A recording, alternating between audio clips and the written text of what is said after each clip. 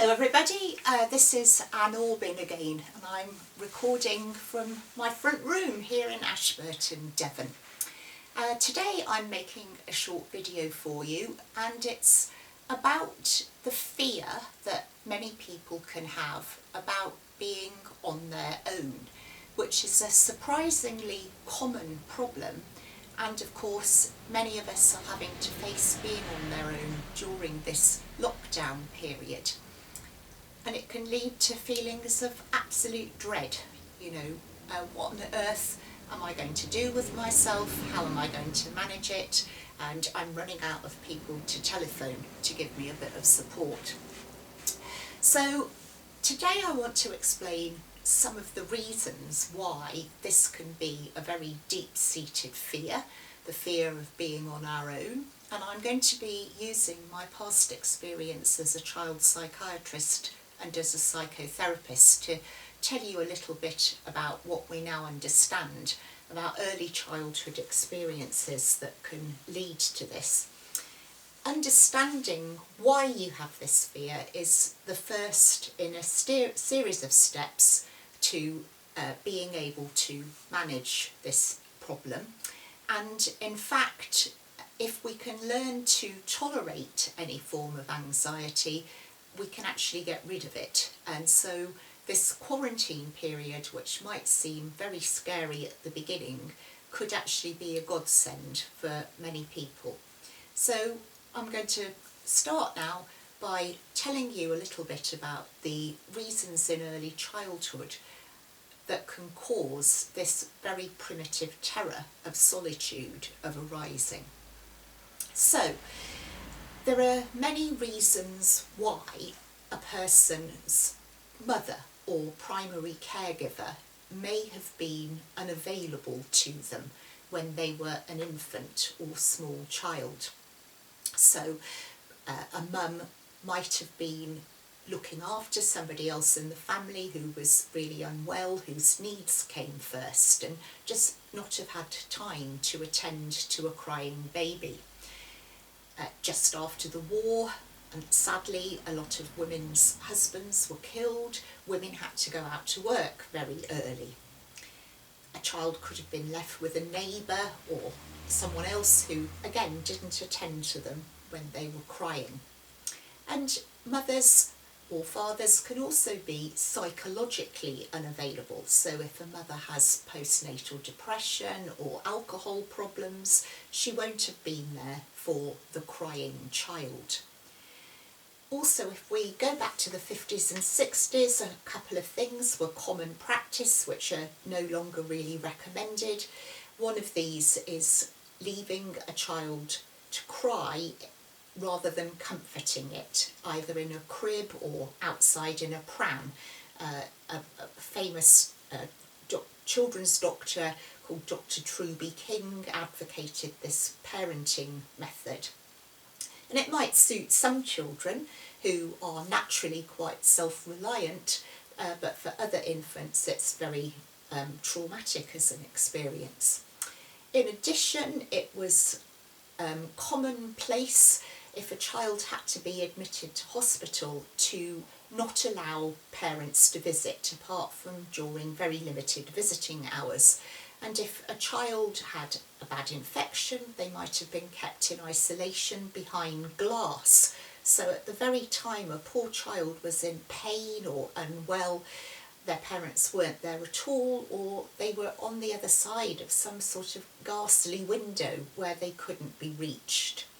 So these are the sort of issues very early on that can lead to a child being really physically sick with anxiety and worry when they're on their own, and getting an internal belief that there'll never be anybody to comfort them. Now let's think about later in childhood, when we've got people around us, parents, siblings, friends. Now, people aren't always nice. So as a child, you might have been told that you were stupid or bad or in the way, or everything you did was wrong. And as children, we can take those messages in. They're like poisonous food, and we can grow up believing that we're a bad person.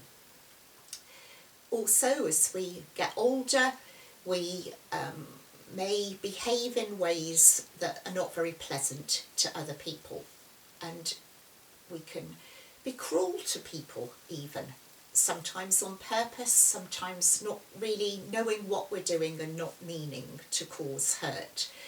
So we can get to a period like this now when we're stuck in our homes, we're on our own, and we find a sense of dread bubbling up inside us. And part of that can be a fear of getting to know who we really are, and actually fearing that there's a monster inside us. So it can be really scary. I know lots of people are suffering from insomnia. They're waking up in the middle of the night in terror. And it's a combination of these feelings of anxiety, possibly from early childhood, but also worries about who we are. Sadly, people who have insecure attachment, they grew up with a parent who wasn't available to them to comfort them, can run into problems later on in life. So we can find it difficult, if we have this problem, to form healthy relationships. We can be too clingy to our partners, which the other person can find quite oppressive. We may become people pleasers because we've got this inner fear of being rejected or sent away. So we put our own needs on the back burner, never do what's right for us, constantly trying to do what we think other people will want, and that can lead to deep feelings of dissatisfaction and unhappiness because we're not really leading our own lives. So I think you can sense how some of these things can stack up, and reasons why people might be very afraid of being on their own. But as I mentioned at the beginning, there could even be some unexpected side effects of lots of people having to be on their own. So we may throughout our life have coped with feelings of worry and anxiety by making ourselves very busy, so distracting ourselves, doing things all the time. But people only 10 days into lockdown are starting to run out of things to do, and are having to sit with these uncomfortable feelings. We're having to just be rather than doing. This will be very difficult for some people, but I can assure you this is only going to be initially. So there is a system within us, it's called the sympathetic nervous system, that causes our bodies to react to fear, to things that we fear, or even things that we think are scary.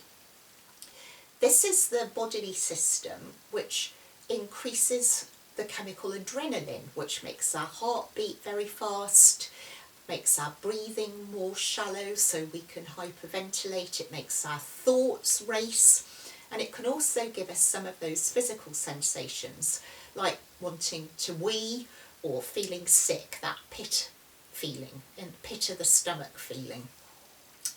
These are all to do with this particular nervous system. But the good news is it can't be switched on indefinitely. It's like it kind of burns itself out.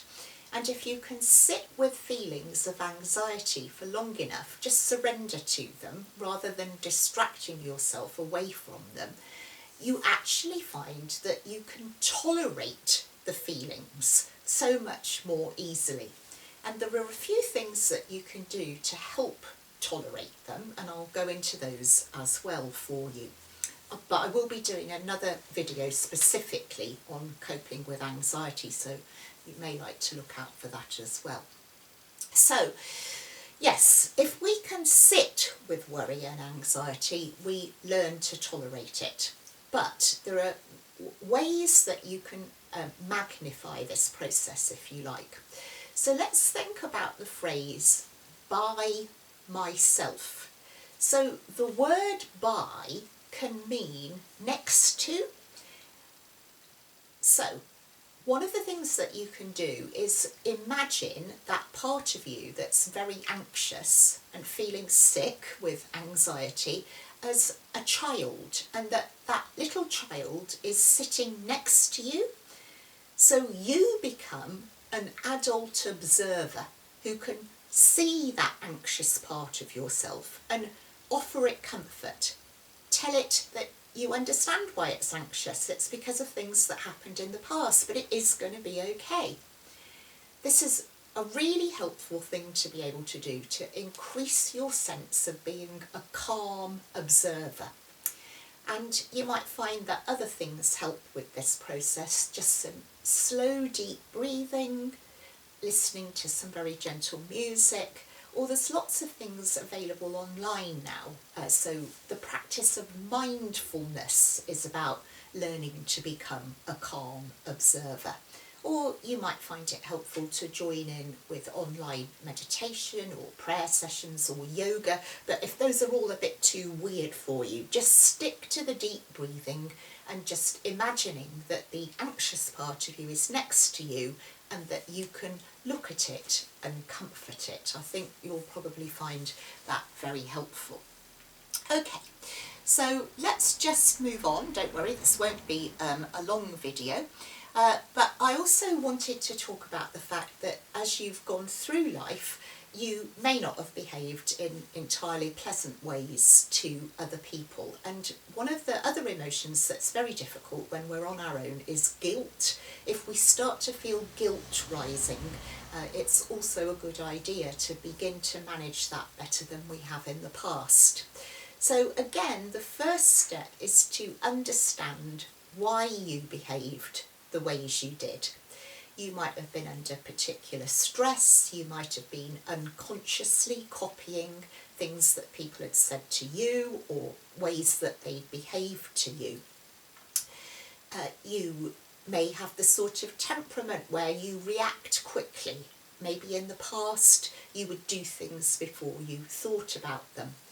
And if there's any way you can understand why you behaved in a way that you now regret, that's the first step. And the second step is understanding possibly what part the other person played in this. So there's usually a dynamic in any kind of conflict. Now, you may be lucky enough to actually be able to apologise to the people or person that you were unpleasant to. But even if that's not possible because they're no longer with us or you're no longer in contact with them, you can apologise in your imagination or by writing a letter that's never sent. And if you can get that difficult feeling of guilt out of you onto paper or speak it to somebody, you again will feel the lightening of a burden of that difficult emotion dissipating and leaving you freer. Also, if you can understand your past behaviours and the things that triggered them, it means you can make different choices for the future so that you can be a better person in your future life, which is definitely something to really look forward to. Okay. So I'm going to come to the end of this video now, but just to say I do now have a YouTube channel to which you can subscribe, so you can find out when the next videos are released. The first one will be on managing difficult emotions generally, so tips for how to manage difficult emotions. There will be a specific one about anxiety, and there will also be one on managing sadness and depression. So if you search on YouTube, just look up Aaaaaargh UK, you'll see me pop up and you can be informed when the next video is released. So thank you very much indeed for watching. It's nice to be with you again, and I look forward to seeing you again soon. Do stay safe. Stay emotionally resilient if you can, and don't be afraid of your feelings. They're there to teach you something. Thank you.